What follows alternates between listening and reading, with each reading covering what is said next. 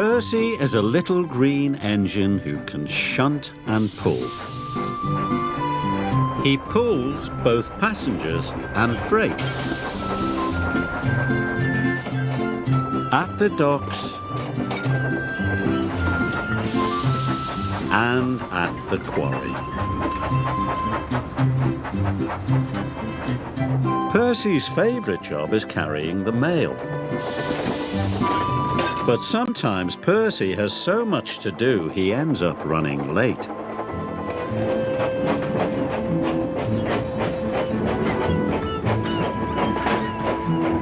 That evening, Percy arrived late at Brendam Docks.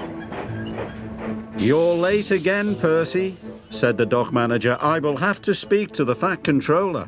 Percy was upset. Percy returned to Tidmouth Sheds. The other engines were already asleep. Then Percy heard voices on the other side of the sheds. It was the Fat Controller, and he was talking to Percy's driver. Percy tried not to listen, but he couldn't help himself. "Percy has been late too often this week," said the Fat Controller. "He must go to the scrapyards tomorrow." "The Fat Controller wants to scrap me," gasped Percy. Percy worried all night long.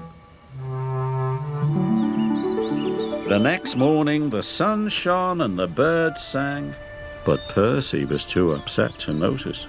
"The Fat Controller wants to scrap me," he cried, "and all because I was late."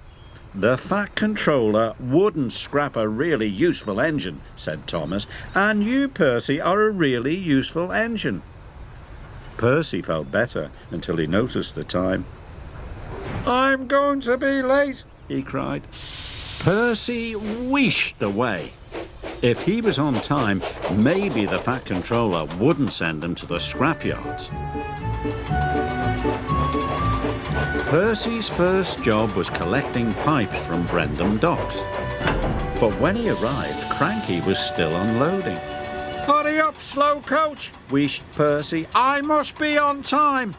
"I'll take as long as I like," said Cranky, and he went slower than ever.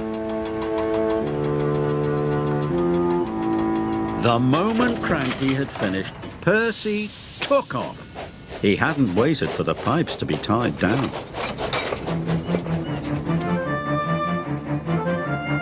Percy rounded the bend. The pipes slipped and fell all over the track. But Percy puffed on.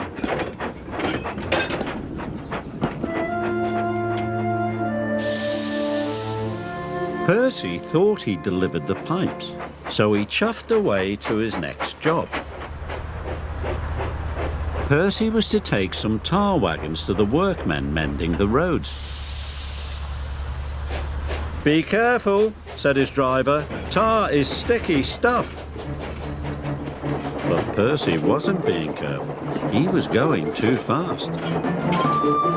Percy charged down Gordon's Hill. He didn't see Gordon and the express until it was too late. The brake van passed Gordon, but the tar wagons didn't.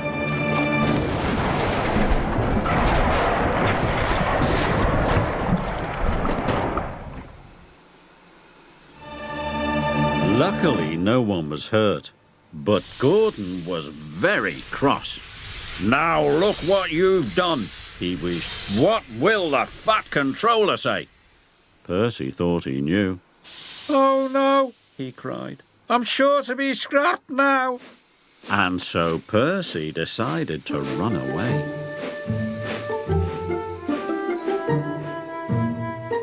Harvey was clearing away the tar wagons when the Fat Controller arrived aboard Thomas. "Where is Percy?" he said. "He has caused confusion and delay." Gordon didn't know. "He just left very quickly, sir." "He heard you at the shed, sir," said Thomas.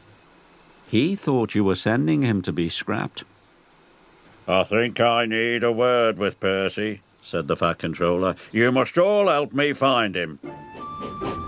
And so everyone looked for Percy. They searched high and they They searched low. They looked to and fro, but they couldn't see Percy anywhere. "What's to become of me?" Percy whispered, but there was no one around to hear. Percy looked very small and felt very lonely. Thomas and the Fat Controller were looking for Percy on Thomas's branch line. Thomas suddenly had an idea. "I think I know where Percy is, sir." The sheds were very quiet as Thomas rolled into the engine berth. "Percy," called the Fat Controller, "are you there?" "Please don't scrap me, sir," he said. "I didn't mean to be late or cause trouble." "Scrap you?" boomed the Fat Controller. "Why, the very thought of it." And the Fat Controller told Percy what he had really said. "I told your driver that you had been working too hard, and that was why you were late. I had decided, after taking some scrap to the smelters, that you were to carry the mail all week." Percy was as happy as he had ever been. "Do you really mean it, sir?" puffed Percy proudly. "The mail for a whole week? Thank you, sir." Percy couldn't stop himself tooting for joy. Thomas tooted too. It was good to have his friend back. So Percy carried the mail all week. He wasn't late and he didn't make a mistake. Not one. And Percy decided never to listen to silly stories ever again. Especially not ones made up by himself.